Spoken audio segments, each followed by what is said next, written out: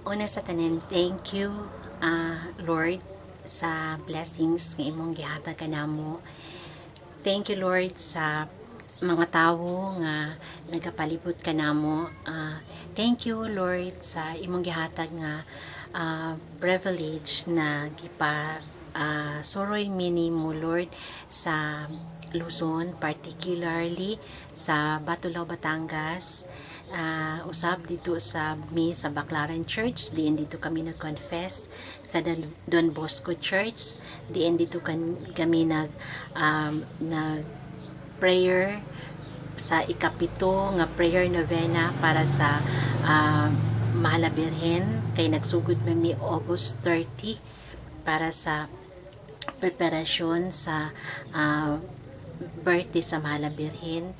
And thank you sa generosity ni Beth na Beth Beldoa nga gilibre mi mini boy, uban si Jobert, si Sunny gilibre.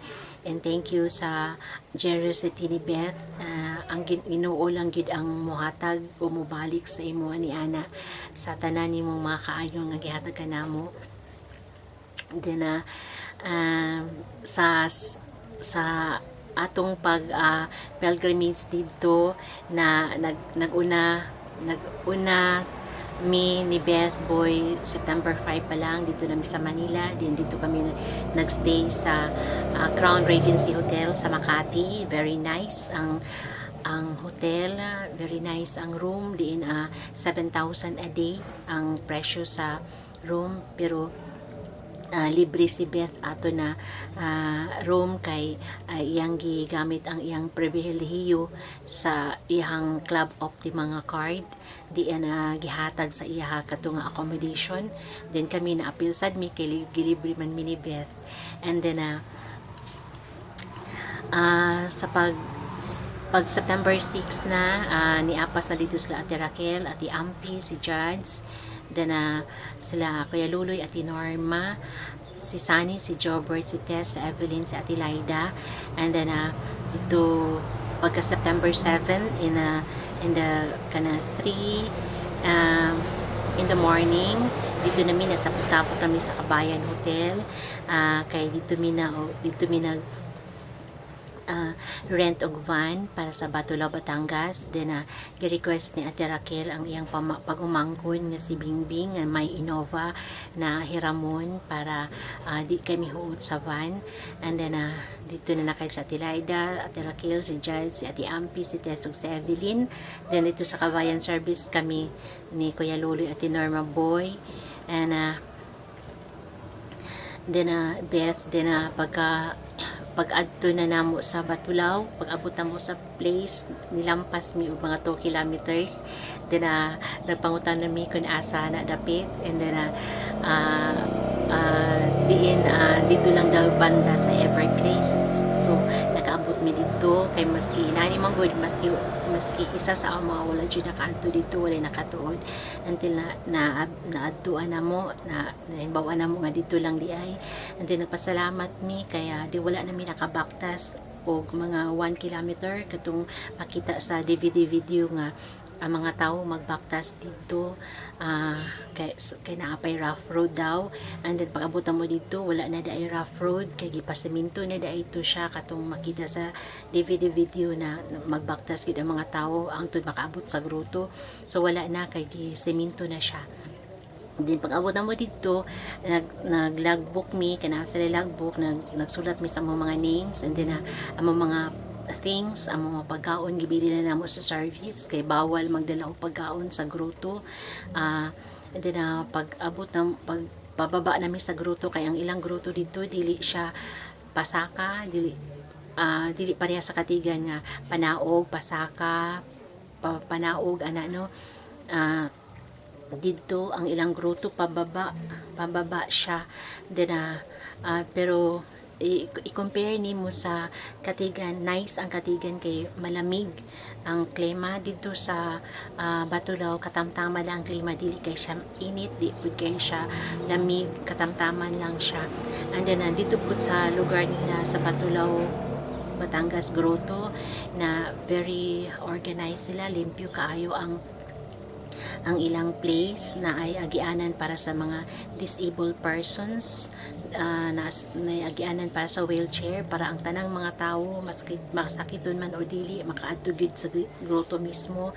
And then naa sila while magbaktas ka paingon sa ilang grotto, magyani mo ang Pieta statue na mga marker.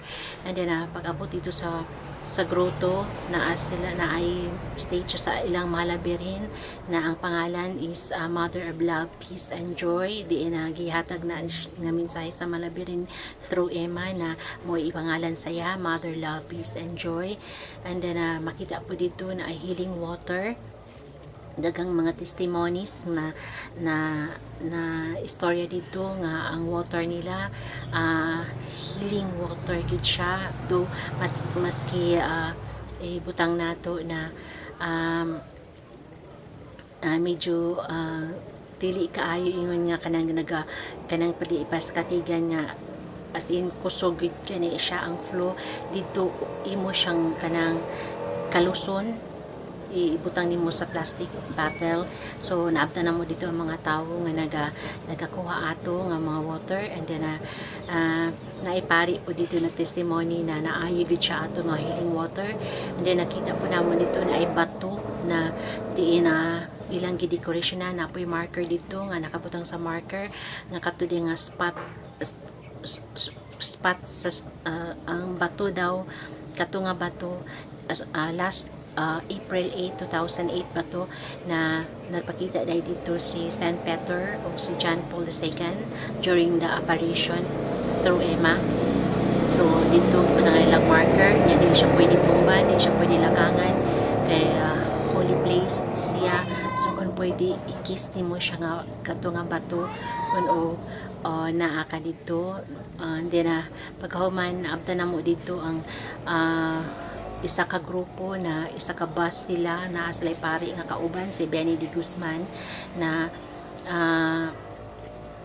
nagdala sila corona sa Mahal na Birhen, ilang gibutang sa ulo sa Mahal na Birhen.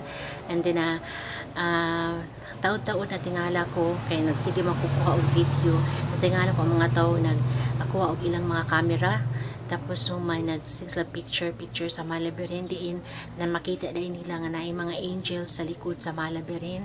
Sa likod sa Mahal na Birhen ay mga angels sa mga kahoy. So human taod-taod na po nakita na po nako nitapok na po mga tao kay dito sa agianan nga hapit na jud ka maabot sa grotto dito sa agianan na ay kahoy dito nga sa sanga sa kahoy inighangad nimo, makita nimo nga ang branch sa kahoy na palibutan og paga nga ice, snow nga nagtulo-tulo. So ang mga tao na-amaze sila nga nung inato nga alas 9 sa buntag na ice ang kahoy. So nagpatulo ang mga tao dito. Then while nagpatulo ang mga tao nangantami og mga Marian songs. Sila Ate Raquel, kami, Sani, Ate Norma, kaya Luloy nangantami og mga Marian songs. And then pagkahuman si Emma niabot siya mga before 3 p.m. si Bishop Arguelles o ang unom kapari nangabot, and then nagmisa 3 p.m. then pagka alas pagka 10 p.m. na sad September 7 na siya, nagmisa na po. Then after the mass prayer na, intense prayer na, nag-recite og daghan kay mga mystery sa rosaries. Si Emma nag-chaplet Divine Mercy gikanta niya. And then sa akong relo mga 1:08 in the morning September 8 na nag-trance si Emma, bigla lang ni gawas ang hinahinay ni gawas og kanang daghang gold dust sa iyang lawong.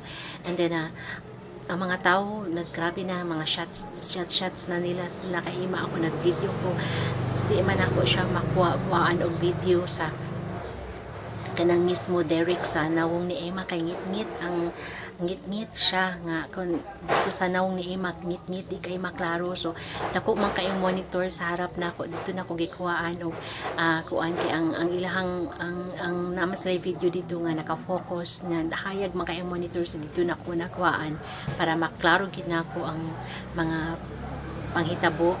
And then moto si Emma gipalibutan man siya ato og mga katong unom ka pare nagpalibot kay Emma, so nakita nila, naka-witness sila kung ano sila hitabo ni Emma dito. After sa pag trans ni Emma, gihatag ni Emma ang mensahe gikan sa Malabirhin nga ang sulti sa Malabirhin ang mga tawo nga nag-adto dito daghang daw mga sorrows, daghang mga sufferings, daghang mga problems, pero di lang daw mag-worry kay kanang ang Ginoo maghatag og consolation sa ilaha.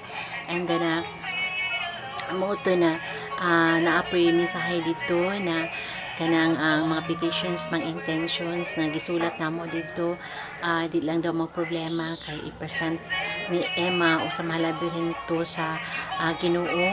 And then dito usab na ang mensahe po sa Malabirhin nga ang mga pari maging apostles of truth, kay kasagaran sa mga pari daw wala nag-stand firm sa katotohanan sa simbahan, kasagaran daw nagmiya na, and then sukwahi na sa doctrine sa simbahan inginana. So pagkahuman ato nanguli namin sa hotel, and then pagka ugma na September 9 na siya, nanuroy nami dito nami sa kinigawas mo sa hotel na naman mga recreation area naman na dito ang SM Glorieta Complex ana. So dito nanuroy nami, and then si Jobert ug si Sunny nanuroy sila sa Baklaran kay mamalit daw sila og mga pasurubong sa ilang pamilya. And then katawanan kay sila morg mga sweet to lagi. Nag-text na si Sunny ngali nawala na mi asa man unsa among sakyan ana padung sa pauli sa hotel ana. And then muuto, and then pagkagabi ato nagtapot-tapot kapud mi sa airport kay pauli na pud mi Davao. And then moto gikuhaan ako si Jobert o kanang video, mas kanang naa siya sa sulod jud sa airplane, kuhaan ako as a remembrance niya nga first time niya tanan nga kay first time ang gusto ni Jobert siya, first time niya nakadug Manila, first time siya nakasakay og airplane. So enjoy, happy ang tanan, ug salamat kaayo sa Ginoo. Unta ang PLIG group prayer community magpadayon sa unity, harmony, and then unta maulit pa ang atong pilgrimage na nasa mantadanhon sa Ginoo. And then all glory, honor, praises, and thanksgiving ibalik namo sa Panginoon through the intercession of Mama Mary and with all the angels and saints in heaven. Amen. Glory to God in the highest, and peace to His people on earth.